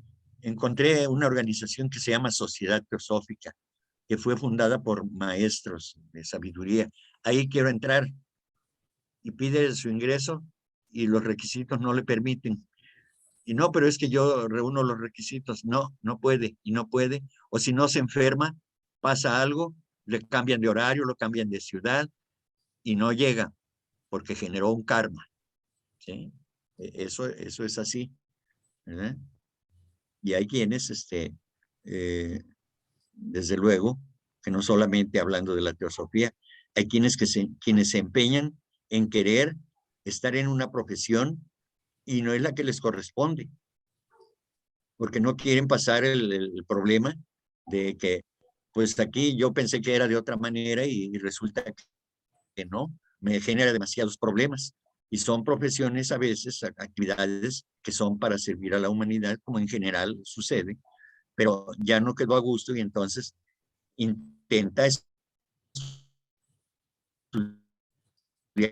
otra carrera, se insiste tanto y aquello que tenía asignado para cumplir con sus expectativas por su compromiso kármico y quiere evadirlo, entonces hay ocasiones, se dice, en que hasta la vida le arrebata su vida para que no continúe en ese plano de no cumplimiento. Desde luego que esto es muy fuerte y solamente en casos extraordinarios se dará, ¿no? Porque la personalidad, ya sea una personalidad importante, no a cualquiera, desde luego, ¿sí? Pero bueno, así son las cosas. Entonces, bueno, hasta aquí lo voy a dejar, vamos a terminar aquí y nuevamente se abre la oportunidad de que si alguien quiere decir algo, pues es el momento.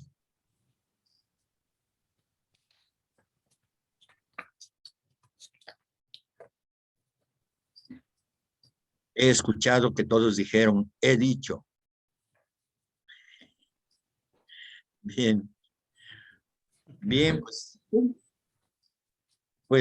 bueno, yo de mi parte, pues como siempre, agradecerles su acompañamiento, su interés por estos conocimientos y de que mis puntos de vista no son ni fatales, ni totales, ni superlativos. Ustedes pueden ponerlos en el tamiz de la duda. Y ustedes pueden decir, se me hace que Enrique no está en lo cierto y voy a investigar. Eso es lícito, es correcto y es lo deseable, que cada quien investigue por sí mismo para que encuentre la verdad por sí mismo. Eso es, porque yo les comparto este conocimiento, pero no es la verdad absoluta. Yo tengo una pequeña parte, es lo que logro comprender y se los comparto así. Pero yo no aconsejo porque Blavatsky dice que no estamos en posibilidad de aconsejar, y los que están en posibilidad tampoco lo hacen, los maestros, porque cada quien tiene que descubrir por sí mismo sus valores y sus defectos, sus poderes y sus debilidades. ¿Sí? Noemí, con gusto te escuchamos.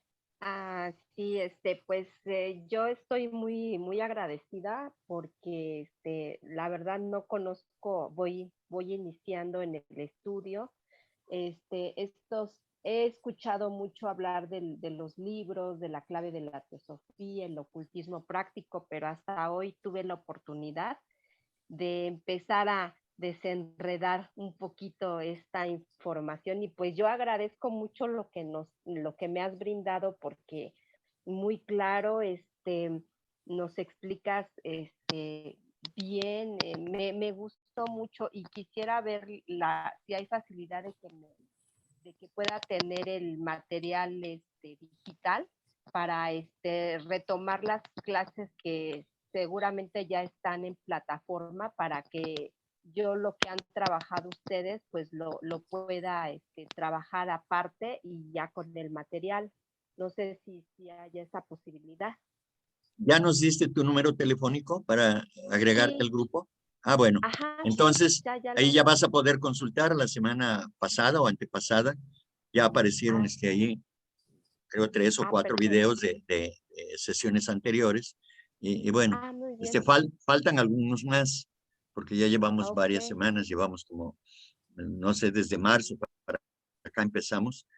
Ya Okay. propiamente todo abril, mayo, junio y lo que va de julio, pero sí debe haber Pues, una cantidad como de unos 12 videos, si es que se grabaron no, pues todos. Entonces, muy pues valioso. van saliendo poco a poco. Sí, lo que vaya yo checando, pues lo voy repasando y esto me va a abrir más, me va a dar más luz porque sí realmente estoy muy interesada. Muchas gracias. Que sea para bien, Noemí. Gracias. Bien. Muy bien.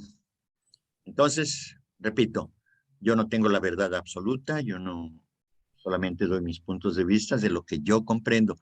Seguramente quienes han estado leyendo las reflexiones, que son las reflexiones de los maestros, y yo después hago un comentario de lo que yo percibo que hay y se los expreso, así, y desde luego ustedes pueden estar de acuerdo o no. No se trata de encontrar solamente lo bello o lo útil, sino todo en el conjunto, todo lo que suceda. Igualmente aquí es lo mismo. Yo no pretendo ser la última palabra. No soy el non plus ultra de la creación y tampoco deseo erigirme como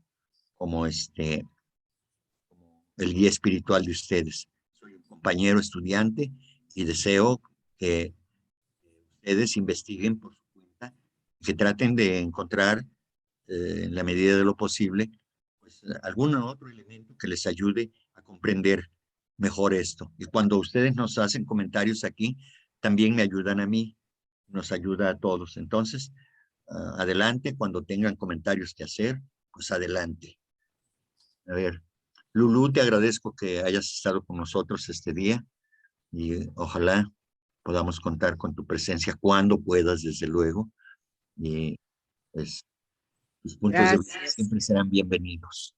No, al contrario, querido Enrique, muchas gracias. Es un trabajo fantástico, como siempre, y efectivamente claro, conciso, preciso, y que nos invita a seguir estudiando, a seguir investigando, y que bueno, las interrupciones cuando hay una presentación tan magistral son bastante inoportunas, así que por eso te dejamos hablar. Muchas gracias. Muchas gracias. Un abrazo y buenas noches a todos. Gracias, linda Lulú. Adiós, querido. Bueno, adiós. Muy bien. ¿Alguien más que quiera decir?